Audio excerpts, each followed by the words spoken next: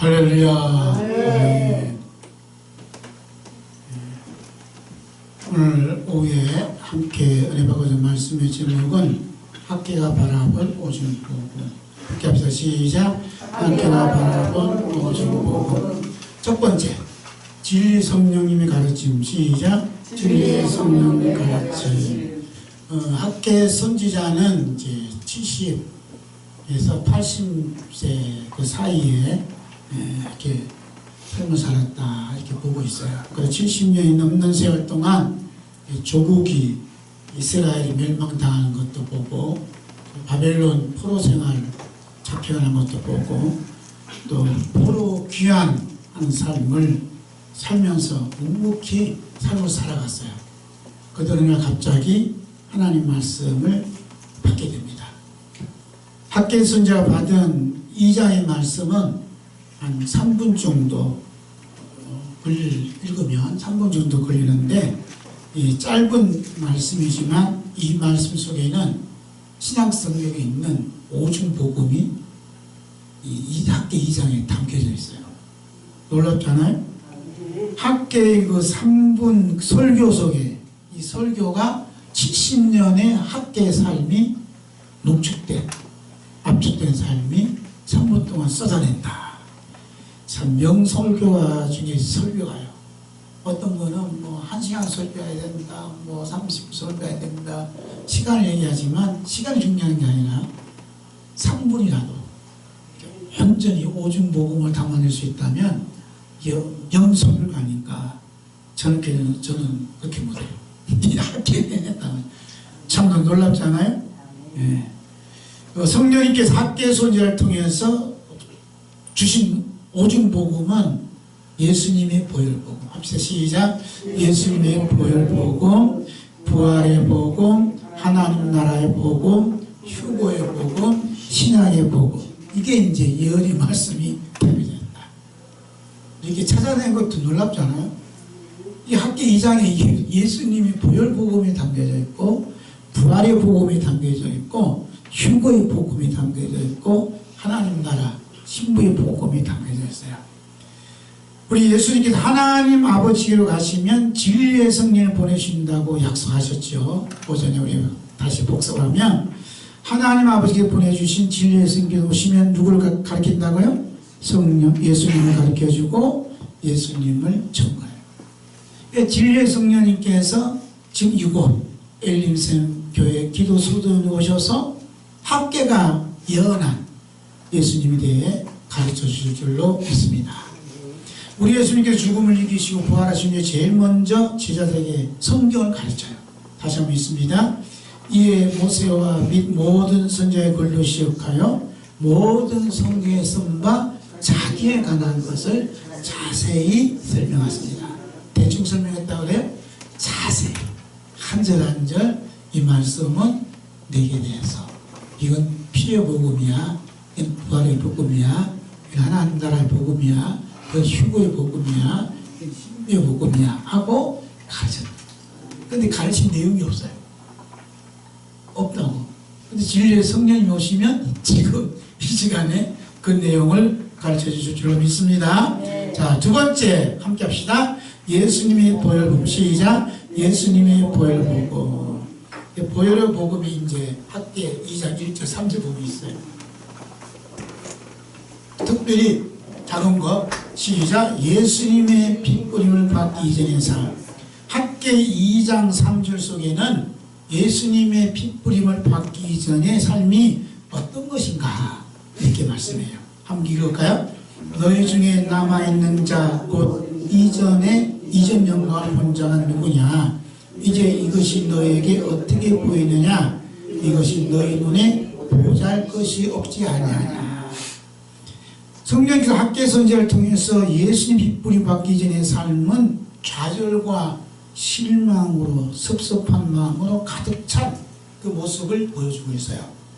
남은 백성들이 좌절과 실망, 섭섭한 마음으로 가득 찬 것은 하나님의 시선이 아닌 비교 시선으로 이전의 영광과 즉 솔로몬의 성전과 비교하기 때문에 너무 초라하게 느껴졌다. 우리 원수 마귀는 금준사냥처럼 먹잇감을 찾기 위해 던지는 무기가 뭐냐면 하나님의 시선이 아닌 비교 시선으로 보도록 해요. 그러니까 비교가 되면 뭐가 되냐? 사명이 단절이 돼요. 일하고 싶은 마음이 없어져. 이 소 목사님이 개척한 지 8년? 7년, 8년 되는데 같이 동기가 있다면 비교가 돼, 안 돼? 비교가 돼. 저는 이제 우리 동기들, 목사 동기들 중에 비교가 돼. 이제 이렇게 3, 40년, 제가 90년도 안수 받았는데 같이 안수 받았던 목사님 중은 대단히 큰 교회를 지금 다니면 해요. 그리고 목사님 몇 분 계셔. 이번에 부노회장으로 작년에 됐어요. 근데 그분을 내가 사진 찍고 앉았어. 또 비교가 되는 거야. 나이가 내가 좀 있어. 동생 꼴이야. 모든 게 그렇다고 해서 인물도 빠지냐? 인물도 안 빠져. 이게 되는데 교회로 보면 나는 아주 보잘것없어. 비교가 돼. 이 비교식이 10년 전부터 있었어요. 이제 근데 이것이 예수님의 핏부림을 받기 전에 내 모습이구나 하는 것이 학계서를 통해서 깜짝 놀랐어요. 예수님의 핏부림 받지 못했다는 얘기는 죄 용서함 받지 못했다. 지옥불에 떨어진다. 이게 무서움으로 확 닥쳐라. 그 마귀가 이런 비교 시선에 쏜 화살에 성공하자 예수님의 제자 베드로에게 쏴버려요. 화살을 띵겨. 화살을 띵겨 볼까요? 요한복음 21장 20절 시작. 이에 베드로가 그를 보고 예수께 여짜오되 주여 이 사람은 어떻게 되겠사옵나이까. 예수님 부활하신 후에 제자들과 함께 식사 자리했는데 이 사람이 누구냐면 사도 요한이야. 그러니까 예수님 딱 보니까 마귀가 비교 화살로 베드로를 쏘고 있는 거예요. 쏘려고 준비하고 있는 거예요. 그러니까 예수님이 즉시 말하지요. 그 즉시 말씀한 장면이 요한복음 21장 22절 함께 봅니다. 예수께서 가라사대 내가 올 때까지 그를 머물게 하고자 할지라도 네게 무슨 상관이냐? 너는 나를 따르라 하시더라. 아멘. 중요한 거야. 네게 무슨 상관이야? 너는 나만 따르면 돼. 우리 예수만 따라가면, 예수님만 바라보면 마귀의 화살을 안 맞게 돼요. 그러니까 예수님 핏불을 보기 전에 삶은 뭐냐면 비교 시선으로 나를 봄으로써 어느 때는 우월감도 가지고 어느 때는 좌절을 갖습니다. 이것이 예수님의 핏부림을 받기 전의 모습이기 때문에 이게 들켜났으면 회개해야 돼. 어떻게 회개해? 예수님 피를 부려주시옵소서. 시작. 예수님 피를 부려주시옵소서. 그 사람이 회개하라고 하면 기분 나쁘게 인상 끄더라고. 그러니까 이제 이럴 때는 기분 안 나쁜 거. 예수님 피를 부려. 시작. 예수님 피를 부려주시옵소서. 그러면 예수님 핏부림 받은 후의 삶이 뭐냐? 4절에 학기 2장 4절에 기록되어 있어요. 함께 볼까요? 그러나 여호와가 이르노라 스룹바벨아 스스로 굳세게 할지어다. 여호사닥의 아들 대장 여호수아야 스스로 굳세게 할지어다.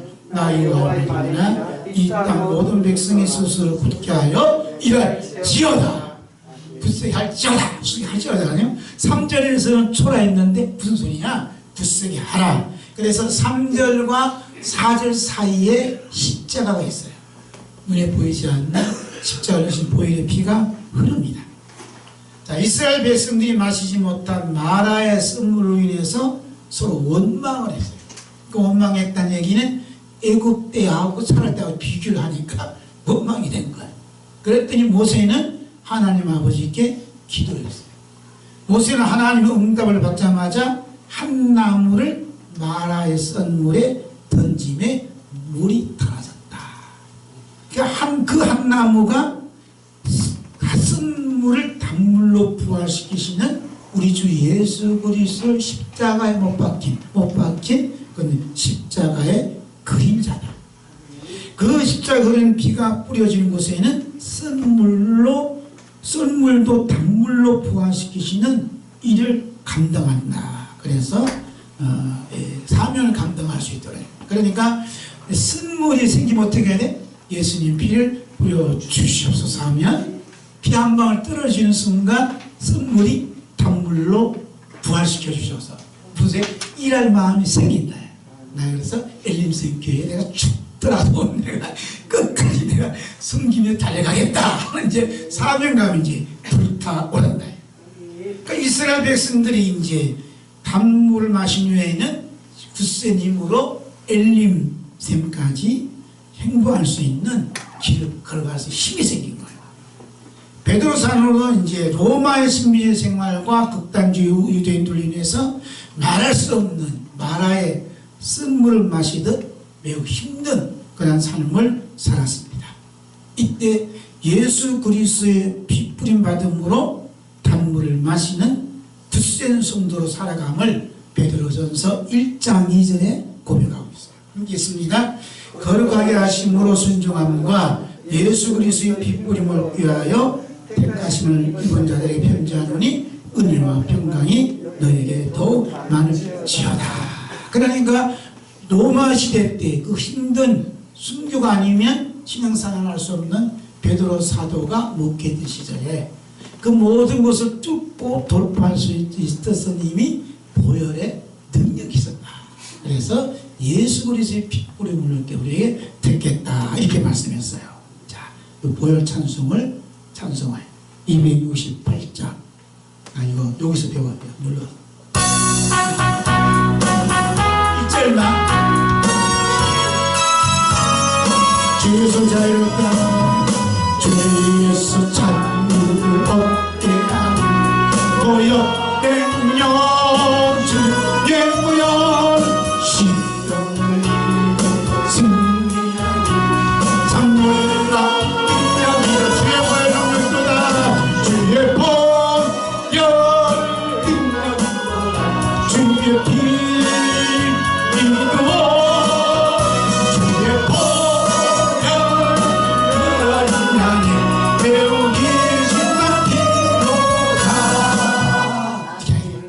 주의 보혈 능력이 있도다. 이제 강도사님이 이제 몸이 편찮으시다니까 예수님 보혈이 능력이 있습니다. 주먹주먹 치고 시작. 예수님 보혈이 능력이 있습니다. 외칠 때 보혈의 능력 받은 병마가 한 길로 왔다가 7길로 도망치는 역사가 나타날 줄 믿습니다. 자, 두 번째 예수님의 보혈 복음 시작. 예수님 부활의 복음 4절. 이 땅 모든 백성아 스스로 굳세게 하여 일할지어다. 일한다는 것이 이 포인트예요. 그 일함이 예수님의 보혈의 부활의 능력, 부활의 복음이다. 자, 첫 번째 하나님 하신 일을 나타냄 함께 있습니다. 학계 선지자가 활동하던 시대에 이스라엘 백성들에게 일할지어다고 말씀하신 것은 비교 시선을 통해 실망과 함께 사명이 식어졌던 것들에게 죽음을 계시고 부활하신 예수님의 생명의 능력이라는 삶을 연하신 말씀입니다. 이렇게 일할 수 있는 힘을 어디서 오느냐? 예수님의 부활의 복음에서 온다. 이 말씀이에요. 성령님께서 부활하신 예수님의 능력으로 일하는 사람에게 문제를 보는 것이 아니라 그 문제를 통해서 나타나시는 하나님이 하시는 일을 볼 수 있는 눈을 열어주신다. 하나님이 하신 일을 볼 수 있는 눈이 뭐냐? 예수님의 보혈의 복음이다. 아멘. 자, 요한 9장이 있습니다. 예수께서 길 가실 때에 날 때부터 소경된 사람 보신지라 제자들이 물어가로되 라삐여 이 사람이 소경으로 난 것이 네 죄로 인함이 오니까 자기 오니까 그 부모 오니까 여기까지. 거기까지가 뭐냐면 예수님의 부활의 복음을 받기 이전에 부활의 복음에 믿기 이전의 삶의 모습이다. 그러니까 부활의 복음이 내 안에 복음이 없으면 자꾸 비교를 해. 그 원인은 문제를 이렇게 부모입니까? 자기입니까? 기도 안 해서 그렇습니까? 자꾸 사람의 행위를 지적한다. 그러나 예수님이 부활의 복음을 믿게 되고 예수님 부활의 복음이 오면 어떻게 말해요? 예수님처럼 13절 몇 절이야? 3절 시작. 예수께서 대답하시되 이 사람이나 그 부모가 죄를 범한 것이 아니라 그에 의해서 하나님이 하시는 일을 나타내고자 합니다. 아멘.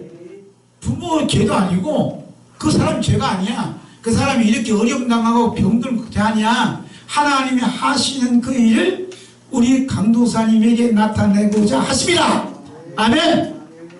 하나님이 하시는 일을 나타내고자 함이라고 예수님처럼 말하는 분이 예수님 부활의 복음을 믿는 사람이다. 이게 일이다. 자, 두 번째, 선한 일 행함. 우리 예수님께서는 하나님 아버지께서 일하시니 나도 일한다 이렇게 했어요. 우리가 하는 일은 크게 두 가지가 있어요. 하나는 선한 일, 하나는 악한 일. 여기 이제 선한 일과 악한 일이 쫙 나눌 수 있어요. 그 선한 일과 악한 일. 요한복음 5장 29절 봅니다. 선한 일 행한 자는 생명의 부활로, 악한 일 행한 자는 심판의 부활로 나오리라. 그러니까 일할지어다가 예수님 부활의 복음이라 이렇게 말씀을 전하는 것은 요한복음 5장 29절 말씀 때문에 선한 일 행한 자는 무슨 부활로? 생명의 부활로. 사랑하는 성도 여러분, 생명의 부활로 나가기를 원하십니까? 여러분이 생명의 부활로 나가기를 원하시나 반드시 무슨 일을 해야 돼요? 선한 일을 해야 됩니다. 어떤 분은 주의를 해야 하는데 아니요. 농사일을 짓더라도 선한 일이 될 수 있고 주의 일한다고 덤벼들어도 악한 일이 될 수 있어요. 굉장히 핵심이 중요한 게 핵심이. 그 핵심이 뭐냐면 나의 일이 아니라 예수님께서 행하십니다. 하나님께서 행하십니다. 이렇게 믿고 고백하는 것이 선한이다. 아멘. 자, 빌립보서 2장 13절 14절 있습니다. 너희 안에서 행하시는 하나님이시니 자기의 기쁘신 뜻을 위하여 너희로 손을 두고 행하게 하시나니 모든 일을 원망과 시비가 없이 하라. 너희 안에서 행하신 누구? 하나님. 우리 안에서 행하시는 분은 하나님이라고 믿는 분이 선한 일을 하고 있어요. 그 선한 일을 행하신 분들 뭐라고 하냐면 하나님이 이 일을 행하셔서 우리 생명교회는 하나님이 일하시는 곳이야. 이게 고백되어지는 삶이 예수님의 부활의 복음을 믿고 행하는 삶이다. 아멘. 이제 공부를 했어. 학생이 공부를 하는데 누가 하는 거야? 내가 공부하지만 네 안에 계신 아버지께서 나를 통해서, 우리 딸을 통해서, 아들을 통해서 공부하게 하신다. 아멘. 공부하는 것도 하나님 일이고 국방부 의무를 다하는 것도 하나님 일이고 우리 장로님처럼 기술이 있어서 또 기대하신 것도 우리 집사님이 또 일한 모든 일도 내 안에서 행하시는 하나님의 일을 행하시구나 하고 믿고 고백되어질 때 예수님 부활의 복을 믿는 그 열매다. 이렇게 믿습니까? 자, 네 번째, 하나님 나라의 복음 4절부터 이제 9절까지 복음이 있는데 4절 말씀, 내가 너희와 함께하노라 만군의 여호와의 말이니라. 5절, 너희가 애굽에서 나올 때 내가 너희와 언약한 말과 나의 신이 오히려 너희 중에 머물린나니 너희는 두려워하지 말지어다. 하나님의 나라라는 다 용어가 없지만 말씀 속에 하나님 나라 복음이 고스란히 담겨져 있어요. 그래서 예수님의 부활의 그 능력으로 일하는 곳에는 이미 하나님 나라가 임한 줄로 믿습니다. 어떻게 말하는가? 첫째, 하나님이 찾아오심. 시작. 하나님이 찾아오심. 하나님의 나라 복음은 하나님이 찾아오셔서 함께 하심으로 시작이 돼요. 그런데 엘림샘은 특별하게 이스라엘 백성이 오기 전에 하나님께서 오셔서 다 준비해놨다. 샘도 몇 샘? 12샘. 종려나무 몇 그룹? 70그룹. 이스라엘 백성이 샘한 게 아니야. 나무 심은 게 하나님 다 준비해놨다. 엘림샘 어떻게 이름을 주셨어요? 하나님이 다 준비해놓으신 뭔가 있다. 이게 뭔가. 그게 12샘물과 종려나무 70그루가 다 준비해놓고 왔다. 이게 무슨 뭐냐면 누가복음 11장 20절 말씀처럼 하나님 나라가 이미 너에게 임하였나니. 아멘. 하나님 나라가 엘림샘 교회에 이미 임했다. 아멘. 이게 이제 엘림샘 교회는 물샘 12과 종려 70주의 실체인 언약의 말씀, 하나님의 영으로 머물러 계셨다. 머물러 계신다. 그러므로 하나님 나라가 이미 임하였습니다. 아멘, 할렐루야. 그 다음 이제 두 번째 함께 있습니다. 천지와 만국을 진동시키신 하나님. 하나님께서 학개 선지자를 통해 언약한 말씀, 하나님 나라가 너희 안에 머물러 있다. 너희는 뭐하지 말라? 두려워하지 말지어다. 이게 말씀. 왜 두려워하지 말라 했냐? 만국을, 천지와 만국을 진동시키는 격동기가 닥쳐올기 때문에 두려워하지 말라. 학기 2장 6절 7절 있습니다. 나 만군의 여호와가 말하노라. 조금 있으면 내가 하늘과 땅과 바다와 육지를 진동시킬 것이요 또한 만국을 진동시킬 것이다. 아멘. 우리 장로님 식사 자리에서 함께 대화를 나눴는데 깜짝 놀랐어요. 야, 저분 안에 누가 계신가? 저렇게 말씀을 잘 하시는가? 이란의 정세, 세계의 정세 이렇게 말씀하죠. 그 정세가 학계 2장 6절 7절 이미 예언되어 있다. 천지가 진동하고 만국이 진동할 것이다. 오늘날 대한민국뿐만 아니라 전 세계가 진동하고 흔들리고 있어요. 각 나라마다 정치가 흔들리고 군사가 흔들리고 경제가 흔들리고 문화가 흔들리고 국민이 흔들리고 있어요. 심지어 교회마저 진동하고 있습니다. 이렇게 모든 영역에서 진동하는 이유가 무엇인가? 한번 읽을까요? 지금 전 세계가 진동하고 있는 것은 우연이 아니라 우리 주 예수 그리스도께서 하나님 나라를 몰고 오고 계시기 때문이다. 아멘. 누구 다 하는 게 아니라 하나님 나라 가까이 오는데 가까이 오기 때문에 이 마귀 나라는 지금 진동을 하고 흔들고 있다. 그래서 진동은 다시 오시는 우리 주 그리스도 예수님의 발자국 소리다. 할렐루야. 그러니까 이 하나님 나라 복음을 믿고 받아들이는 사람은 이 나라가 경제가 막 진동이 날 때 어떻게? 아, 예수님이 오시는 발자국 소리구나. 신랑 되신 예수님 발자국 소리구나. 우리 준비하자 하고 엘림교회 와서 지금 기도로 준비했는데 지금 기도로 준비하고 예배로 준비하는 줄로 믿습니다. 자, 이렇게 세 번째는 뭐냐면 진동 중에도 만국을 바라보는 알곡이 탄생이 돼요. 만군의 하나님께서 만국을 진동시키는 목적 중에 하나가 알곡을 찾기 위함이다. 이 말씀이 마태복음 3장 12절 있습니다. 손에 키를 들고 자기의 타작마당을 정하게 하사 알곡과 곡간을 드리고 쭉정이는 꺼지지 않는 불에 태우십시다. 그러니까 예수님이 이 말씀이 서가랴 2장에 있는 말씀하고 이제 연결이 되고 있어요. 네? 타작마당을 정하게 하사 이게 진동을 시켜서 흔들어서 이제 알곡을 고르는 거야, 찾는 거야. 쭉정이는 바람에 날려가고 알곡은 자꾸 들어온다. 우리 권사님 젊을 때 채 까불네. 이게 진동이요. 이게 나락이 이제 콩이 이제 이게 진동이요. 숫자 보면 확 흔들어대니까, 그죠? 어떤 것이 이제 알곡이냐, 진짜 이거 열매냐, 이게 한다는 거죠. 알곡은 누구입니까? 성령께서 학교의 성전을 통해서 학기 2장 7절 말씀이 담겨있습니다. 만국의 보배가 이르니 내가 영광으로 이전에 충만케 하리라. 만군의 여호와의 말이니라. 아멘. 만국의 보배가 이른다 그랬어요. 그러니까 여기 만국의 보배라고 말씀하신 히브리 원문에는 만국이 바라보는 것, 기대하는 것, 기다리는 것. 그러니까 이 학계 시절에, 학계 선지자 살던 시절에 만국이 막 흔들리니까 보배가 오시길 기다렸다. 그 보배는 누구냐? 우리 예수님이시다. 그래서 하나님께서 만국을 시키실 때 가장 바라보니 막 흔들리고 가정이 흔들리고 막 교회가 흔들릴 때 어느 분들은 예수님이 오셔서 이 일을 해결해 주지 않는데 예수님만이 이 문제를 해결할 수 있어, 우리나라를 진정시킬 수 있어, 막 이게 기다리는 그 마음이 누구냐 알고, 그래서 보배를 기다립니다. 보배가 오셔서 우리나라를 지켜주시고 이스라엘을 회복시켜 주시고 부흥시켜 주신다. 그래서 예수님을 바라보는 그분이 알곡이다. 그 말이 히브리서 19장 28절 하게 봅니다.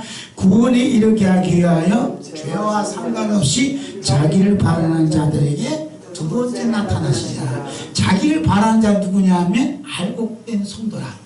그래서 나라가 진동하고 교회가 막 진동하고 어지럽고 혼돈이 될 때 예수님 어서 오시옵소서, 성령이 임하시옵소서, 예수님을 바라보는 그분에게 두 번째 나타나신다.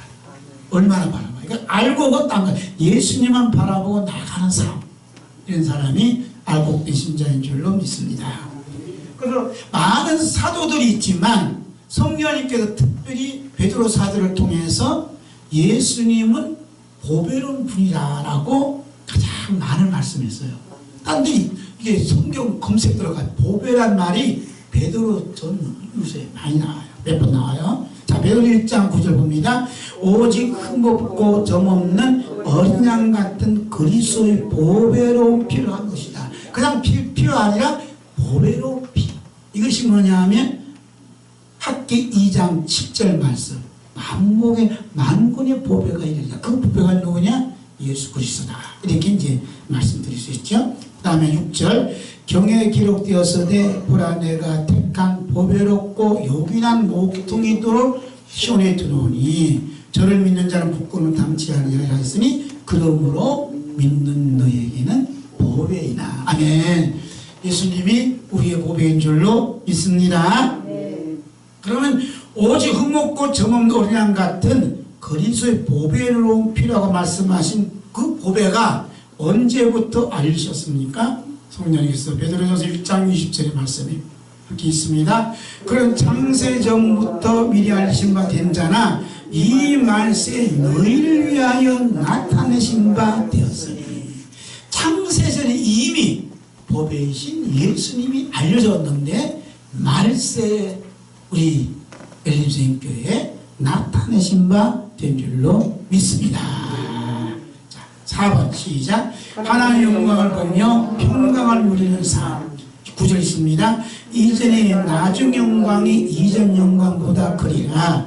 만군의 여호와의 말이니라. 내가 이곳에 평강을 주리라. 만군의 여호와의 말이니라. 이전의 나중 영광은 이란 말은 하나님의 나라가 임하는 영광을 예언하신 말씀. 그리고 이전 영광은 솔로몬의 성전을 가리키고 있다. 하나님의 영광이 임재하는 곳에는 주 예수 그리스도의 피가 흐르고 있어요. 하나님께서는 죽음을 이기시고 부활하신 주 그리스도 예수님 피가 흐르고 있는 곳에 평강을 주십니다. 자, 요한복음 20장 26절 너에게 평강이 있을지어다. 시작. 너에게 평강이 있을지어다. 이제는 우리는 어떻게 해야 돼? 나에게 평강이 있을지어다. 나에게 평강이 있을지어다. 이 평강이라는 말씀 할 때는 예수님 피가 흐르는 그 믿음으로 이제 평강이 있을지어다. 우리 아들딸들에게도 아들을 따라 평강이 있을지어다. 또 부모님에게도 부모님, 어머니, 아버지 평강이 있을지어다. 이 있을지어다는 반말이 아니라 하나님 말씀을 변하는 그런 말씀인 줄로 믿습니다. 자, 이스라엘 백성들이 마라를 지나 엘리세를 잃었을 때 이 세상에 없는 평강이 임한 줄로 믿습니다. 성령님께서 사도 요한을 통해서 이런 말씀하셨어요. 함께 있습니다.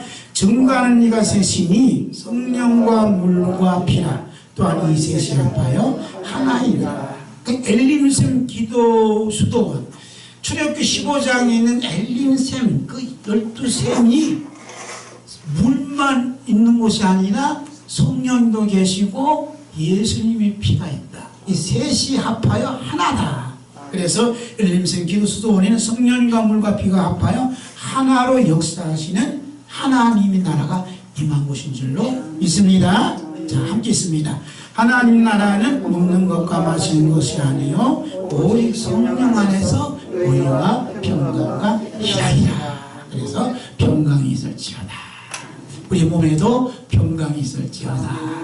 내 마음에도 평강이 있을지어다. 이게 이제 하나님 나라 부흥을 일으키는 그냥 고백이고 선언인 줄로 믿습니다. 자, 그 다음에 이제 휴거의 복음. 휴거의 복음은 6절부터 10절. 학대 2장에는 휴거란 용어가 없어요. 그런데 휴거의 전조 현상을 말씀하고 있습니다.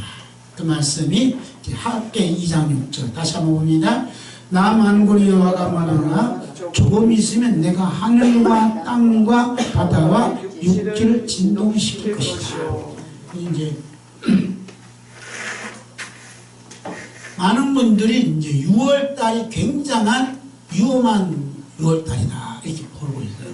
사람들이 엄청난 진동이 있을 것이다. 예수님께서 이런 말씀하셨어요.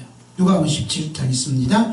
또 롯의 때와 같으리니 사람들이 먹고 마시고 사고 팔고 심고 심었더니 롯이 소돔에 나가던 날에 하늘로서 불과 유황이 비오도다여 저희를 멸하였느니라. 인자에 나타난 날에도 그러하리라. 그러니까 시끄럽고 진동이 날 때 누가 오신다고?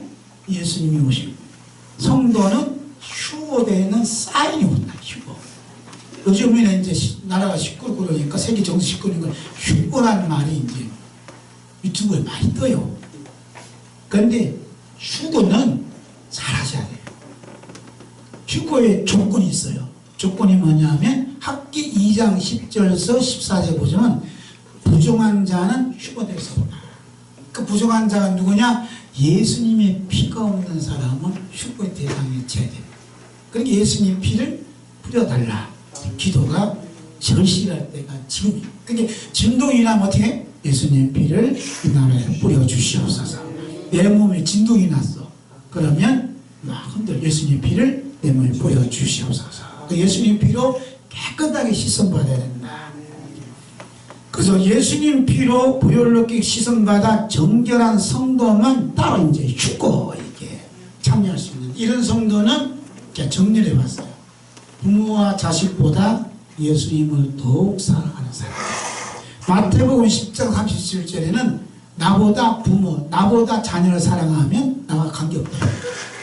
관계없다 말 휴거 될 수 없다 이 말이에요. 이제 그걸 말을 바꾼 거예요. 그 다음에 예수님과 복음을 위해서 순교하고 헌신하고 핍박받고 만민에게 모든 민족 복음을 전함으로 미움받는 사람. 그러니까 사명을 감당하면서 어려움을 겪는 분들이 휴거가 될 수 있는지 은혜가 임한다. 그러니까 어렵고 힘들면 뭐래? 하나님 나를 휴거로 대상으로 불러주잖아 하고 이제 기대하고 그 어려움을 돌파하는 믿음의 용사가 있어야 될 줄로 믿습니다. 그래서 저는 이런 표현을 했어요. 휴거는 단순한 이동이 아니라 부흥이다. 시작. 휴거는 단순한 이동이 아니라 부흥이다. 부흥. 예? 부흥이라는. 부흥이란 말은 이제 히브리 말로 하야. 함께 시작. 하야라는 말. 하야라는 말은 숨을 쉰다. 숨을 쉰다. 어떤 숨을 쉬냐?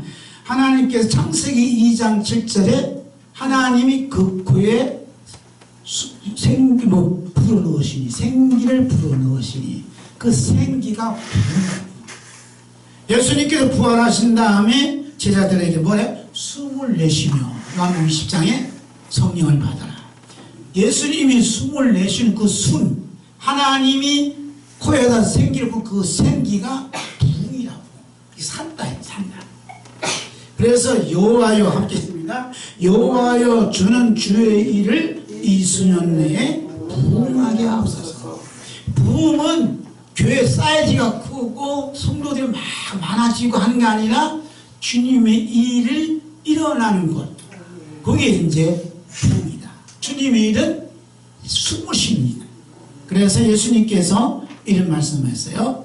휴거는 단순한 이동이 아니라 진동 중에도 나의 법에는 오직 주 그리스도 예수님을 믿는 그 부흥이 휴거다. 이게 휴거.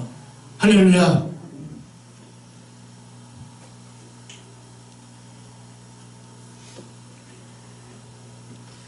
예수님께서 이런 부흥을 요한복음 6장 29절의 말씀 함께 있습니다.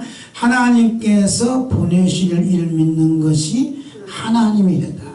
그러니까 이 수년 내에 주님의 이름이 부흥하게 하소서 하는 것은 예수님을 믿는 믿음이 부흥이 일어나게 해달라는, 예수님 믿음으로 우리가 생기를 받을 수 있고 예수님 믿음으로 우리 주님의 숨을 받을 수 있는 거예요. 이게 믿음이다. 이게 그 믿음이 부흥이다. 자, 하나님의 영광을 보며 평강을 누리는 부흥. 9절 말씀에 죽을 때에 예수님의 생명이 나타남으로 죽을 육체, 내 몸에 예수님이 나타남이 부흥이다. 그래서 우리가 작년 얘기하면서 이제 체험적인 이야기를 나눴다. 가장 중요한 체험이 예수님의 생명이 이 몸에 나타났습니다 하는 믿음의 고백이 있어야 된다. 할렐루야. 내 병이 나았다, 부자 됐다, 그런 얘기 아니에요. 그 얘기는 저쪽 동네에 가서 많이 들어. 그런데 예수님의 생명이 나타났다는 믿음의 고백은 교회 안에서만 있는 줄로 믿습니다. 이게 다른 거예요. 그러니까 그 다음에 예수님의 영광의 몸의 형체와 같이 변케 되는 부흥. 예수님이 다시 오시면 우리 낮은 몸을 주님의 영광의 몸의 형체와 같이 변케 된다. 그 중심은 뭐가 있냐면 예수님의 생명이 있다는 얘기예요. 할렐루야. 그러니까 내가 이제 몸이 나음받고 병 고침 받았다는 것은 예수님의 생명이 내 몸에 나타났던 사인인데, 예수님이 재림하시면 다시 오시면 예수님의 영광의 몸처럼 변케 될 수 있는 휴거의 대상으로 삼아주심을 감사드린다. 감사의 마음이 있어요. 그러므로 이제 휴거되는 성도는 어떤 상황이든지 뭐라고 고백한다고요? 부흥이 왔습니다. 시작. 부흥이 왔습니다. 시작. 부흥이 왔습니다. 힘들어요. 그럼 어떻게? 집사님, 부흥이 왔습니다. 우리 강도사님 너무 힘들어요. 강도사님, 부흥이 왔습니다. 이게 부흥이 왔습니다는 이게 선포가 휴거가 임하는 진정한 뜻이 있는 줄로 믿습니다. 자, 6번째, 신부의 복음. 10절에서 23절을 그렇게 벽을 잡았어요. 하나님께서 북이스라엘의 선제 활동했던 호세아를 통해서 이스라엘과의 관계성을 말씀하는데, 호세아 2장 20절입니다. 진실함으로 내게 장가들리라, 내가 여호와라리라. 장가든다는 말은 이스라엘을 나의 신부로 삼겠다는 하나님의 사랑의 표현인 줄로 믿습니다. 그러면서 이제 신부 이전의 모습이 어떤 모습이냐, 이런 것을 봤습니다. 자, 그 모습이 뭐냐? 첫째로 성전 건축을 중단한 부정.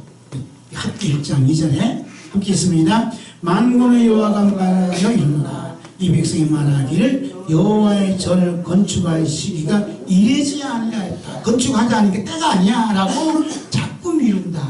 이게 성전 건축을 중단하는 더러운 부정입니다. 그 다음에 두 번째, 자기 중심적인 삶을 사는 부정. 그러니까 자기 집은 잘 지으시면서도 하나님 집이 무너진 상태로 방치되어 있다. 그런 것을 지적하는 것이 학기 1장 4절 또 11절. 그 다음에 이제 세 번째는 형식적인 제사를 드리는 부정. 거기서 드리는 것도 부정하다. 이렇게 이제 학계 2장 14절. 부정한 제사, 부정한 예배는 뭐냐면 피가 없는 제사, 피가 없는 예배. 예수님 피가 없는 예배는 다 부정한 거예요. 그 다음에 네 번째로 회개하지 않은 부정. 학계 2장 17 봅니다. 나 만군의 여호와가 말하노라, 내가 너희 손으로 지은 모든 일에 폭풍과 곰팡과 우박으로 쳤으나 너희가 내게로 돌이키지 아니했다. 회개하지 아니했다. 병을 주고 사고를 치게 만들고 농사도 막 망치게 만들어도 하나님께 안 들어왔다 이거. 그러니까 어떤 사건이 벌어지면 하나님의 사랑이 직접으로 받아들이고 예수님 피를 뿌려달라 하고 회개하는 기도의 삶이 있어야 될 줄로 믿습니다.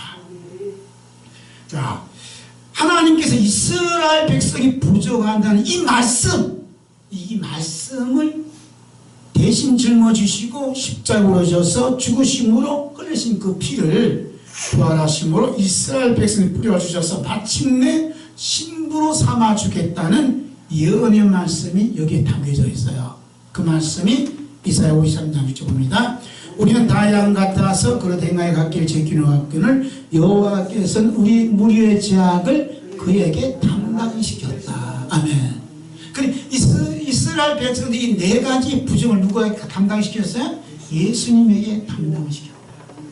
그래서 19절을 보면 그러나 오늘부터는 내가 너에게 복을 주리라. 그러나 이 그러나는 말은 너희들 아무리 부정스럽다 하더라도 그 모든 부정한 짐을 짊어지고 내가 십자가에 피 흘려 주어서 그 피를 내게 뿌려줌으로 말미암아 너에게 마침내 복을 누려주겠다는 하나님의 깊은 사랑이 여기 담겨져 있어요. 그죠? 그럼 하나님이 주신 복은 뭐냐? 어린 양의 신부가 되는 것이다. 할렐루야. 근데 우리는 복하면 육신적인 걸 자꾸 얘기한다. 불에 타 없어질 것. 그건 복이 아니다. 하나님께서 학계 선자에게 주신 그 복은 앞으로 일어날 나타날 어린 양의 신부, 너희가 신부가 되는 것이 복이다. 그러니까 지금 호세아 말씀을 통해서 이스라엘 백성들이 신부로 삼겠다는 그 뜻이 이루어지는 것이 우리에게 주신 복이다 하는 것을 말씀드릴 수 있죠. 오늘이라는 이 시점은 어느 시점이냐? 산에 올라가 나무를 가져다 전을 건축하는 날이 오늘이에요. 그래서 건축하는 더불어 성전을 지어가는 엘림샘 교회가 하나님의 복이 임하는 교회인 줄로 믿습니다. 우리 주 그리스도 예수님께서 죽음을 이기시고 부활하신 말미암아 십자가에 흘리신 피를 우리에게 뿌려주셔서 하나님의 성령이 우리 안에 거하심으로 하나님의 성전이 된 그날, 우리의 몸을 그리스도의 몸으로 그리스도의 지체가 되게 그날이 하나님께 우리에게 복을 주시는 날이다. 아멘. 하나님께서 복 중심에는 주시는 그 복 주신 뭐가 그러냐? 예수님의 어린 양의 피가 흐르고 있는 줄로 믿습니다. 그래서 하나님이 주시는 복은 어린 양의 신부라 이렇게 정의를 내리고, 왜 이렇게 어린 양의 신부가 하나님 복이냐 하는 것을 이제 말씀을 풀어 걸어요. 자, 마태복음 25장 3-4절 봅니다. 내 아버지께 복받을 자들이여 나와 창세로부터 너희를 위하여 예비된 나라를 상속하라. 내 아버지께 복받을 자들은 누구냐? 예수님이 정의한 그 복이 창세로부터 우리를 위해서 엘림샘 교회를 위해서 예비된 하나님 나라, 그 하나님 나라가 하나님께 아버지께 우리에게 주신 복이다. 아멘? 그런 복을, 하나님 나라를 상속받는 복이 엘림샘 교회에 충만한 줄로 믿습니다. 그 하나님 나라는 어떤 의미냐? 요한계시록 21장 9절 있습니다. 이리 오라, 내가 신부 곧 어린 양의 아내를 내게 보이리니. 그러면서 거룩한 성 새 예루살렘을 보여줘요. 네? 그리고 신부라 이렇게 표현한 것은 하나님의 사랑의 표현이에요. 근데 그 사랑의 표현이 하나님 나라라, 그리고 어린 양의 신부를 삼겠다. 이것이 하나님께서 우리에게 주신 복이다. 그러니까 신부의 복음은 하나님 나라가 우리 안에 이루어지고, 또 예루살렘 성전에 들어감이 신부의 복음이다, 이렇게 말씀드릴 수 있어요. 아멘. 자, 그래서 우리가 이제 어린 양의 신부가 되는데, 하나님이 이스라엘 백성들에게 복을 주시는데 이스라엘 백성이 한 일이 없다? 전혀 없다는 것이 학계가 지정하는 거예요. 그래서 오직 주 예수 그리스도의 보혈의 능력만 있는 줄로 믿습니다. 우리 예수님이 행하심만 있는 줄로 믿습니다. 아멘. 이런 분이 이제 복음이에요. 복음은 기쁜 소식이 아니에요. 그렇습니다. 그 다음에 이제 세 번째, 신부의 정체성. 학기 2장 23절 있습니다. 나 만군의 여호와가 말하노라, 스알디엘의 아들 내 종 스룹바벨아, 나 여호와가 말하노라, 그날에 내가 너를 취하고 너로 인을 삼으리니 내가 너를 택하였습니다. 만군의 여호와의 말입니다. 뭘 삼았다고요? 인을 삼았다는 게 신부의 정체성이다. 인이란 말은 히브리 말로 호탐인데 인장, 도장, 인장, 반지라는 뜻을 가지고 있어요. 그래서 하나님께서 말씀 내 종 스룹바벨아, 하나님의 인으로 삼아주신 스룹바벨은 누구 족보에 기록되어 있어요? 예수님의 족보에 기록됐다는 게 포인트다 이 말이에요. 그러니까 하나님께서 스룹바벨을 인으로 삼아주지 않았다면 예수님 족보에 기록할 수 없다. 그러니까 예수님의 족보에 기록된 자가 누구냐? 어린 양의 신부의 명단이다. 거기에 엘림스의 모든 성도들이 함께 기록되어진 줄로 믿습니다. 여기에는 우리 어떤 인간의 조건이 없고 오직 예수님의 보혈의 능력, 예수님의 행하심만 있는 줄로 믿습니다. 그래서 너로 이를 삼으는 말씀이 신부의 정체성이다 이렇게 밝혀주시는 거예요. 그 너를 인부로 이를 삼으리라는 말씀은 하나님께서 너는 나의 소유다, 너는 나의 사랑이다, 너는 나의 신부다 라는 하나님의 사랑의 표현인 줄 믿습니다. 이제 인장 반지 끼고 다니잖아요. 이게 결혼 반지. 목사님 결혼 반지 끼었어요. 근데 이게 나는 이제 누구의 신부다.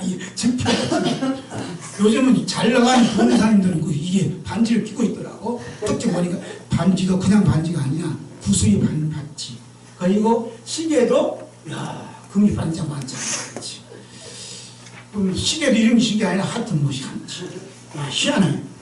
우리는 그런 인이 아니라 예수 그리스도의 인. 예수님의 신부들의 인을 받음으로 예수님의 복음이 우리 안에 들어온 줄로 믿습니다. 자, 그러면 신부의 형성 과정. 하나님께서 인을 삼으시게 되는 스룹바벨의 사역 속에 어린 양 신부의 형성 과정이 담겨져 있다. 세계적인 학자도 몰라요, 이거. 학계가 바라본 신부의 형성 과정을 보면 바벨론 포로 귀환이 신부의 부르심으로 불렀다. 이렇게 보는 거예요. 성전 제거는 신부되는 교회로 세워주신다. 예수님의 보혈로 보증을 다 깨끗이 지심으로 말미암아 신부로 단장시켜 주신다. 그리고 하나님이 진동하시는 곳에서 오직 보배이신 예수님만 바라보는 자를 신부로 구별해 주신다. 그리고 하나님이 주시는 복을 받아 누리면서 신랑이 인재심 받아 휴거되어 하나님 나라에서 하나님의 영광을 보며 평강을 누립니다. 그렇게 하나님의 영광을 보며 하나님의 평강을 누리는 곳이 어디예요? 엘림생 교회 기도원이다. 할렐루야. 바울사도가 성령님의 감동을 받아 하신 말씀이 오늘 우리들의 마음에 새겨지기를 예수님께서 원하십니다. 그 말씀이 고린도후서 11장 2절 3절 있습니다. 내가 하나님의 열심으로 너희를 위하여 열심 내노니 내가 너희를 정결한 처녀로 한 남편인 그리스도께 드리려고 중매함이로다. 뱀이 그 관계로 이와를 미혹해 한 것 같이 너희 마음이 그리스도를 향하는 진실함과 깨끗함에서 떠나 불쾌함과 두려워하노라. 아멘. 성령님께서 구약 성경에 있는 이 말씀을 통해서 예수님을 증거하고 예수님을 가리키는 것은 그 말씀을 들었던 사람들의 마음이 그리스도께 향한 그 마음이 깨끗하고 진실한 마음을 가지기 위한 사도 바울의 신부로 드리려고 하는 드리는 그런 삶이다. 할렐루야. 그리고 왜 제 양반은 예수님 얘기만 하냐, 예수님 피 얘기만 하냐. 이름은 혹시 있을지 모르지만 이게 하나님 열심이다. 다른 얘기하면 이 그리스도께 향하는 그 마음의 부패예요. 그리고 더러워지고 깨끗하면서 떠나버려요. 그리고 예배를 드리고 나서 학교 얘기만 듣고 나라 정치 어떤 얘기 듣고 예수님에 대한 얘기 한마디 못 들었다. 그 마음이 이미 부패해져서 마귀의 밥이 되고 있다는 거예요. 이 무서운 겁니다. 그래서 우리 마음이 항상 예수님께 향한 진실한 마음, 깨끗한 마음, 사랑하는 마음을 품을 수 있도록 성령님께서 이 말씀을 통해 예수님 만나게 하는 놀라운 은혜가 엘림생 교회 기도 수도원에 충만한 줄로 믿습니다. 여기 학계가 한 읽고 마치겠어요? 학계가 그리스도 안에서 바라본 오중복음은 예수님의 보혈복음, 부활복음, 휴거복음, 하나님 나라 복음, 신부 복음으로서 엘림생교회 기도수도원에 충만합니다. 아멘 할렐루야. 박정은 TV입니다. 구독하시고 열심히 들으셔서 신부 단장하는 우리 엘림생교회가 되길 주의 이름으로 축복합니다. 기도하겠습니다. 하나님 아버지 감사드립니다. 엘림생 기도교회 기도수도원을 너무너무 사랑해 주셔서 엘림생 교회 기도원 수도원의 모든 무거운 짐을 대신 감당하시고 십자가에 오르시사 피 흘리심으로 우리 모든 죄를 씻어주셔서 엘림생 12생명과 7주 종려나무가 깃들 수 있도록 은혜 베풀어 주심을 감사드립니다. 이곳에 학계가 바라본 오중 부흥과 오중 복음이 부흥이 불꽃이 활활 탐으로 말미암아 예수 그리스도의 신부로서 온전하게 깨끗하게 단장되어지도록 은혜의 열매를 더하여 주시옵소서. 모든 말씀과 기도와 찬양이 헌신이 봉사가 그리스도께 향하는 깨끗한 마음과 사랑하는 마음과 진실한 마음을 품는 성령 충만함으로 가득 채워 주시옵소서. 이 모든 말씀 우리 주 예수 그리스도 이름으로 기도드렸습니다. 아멘.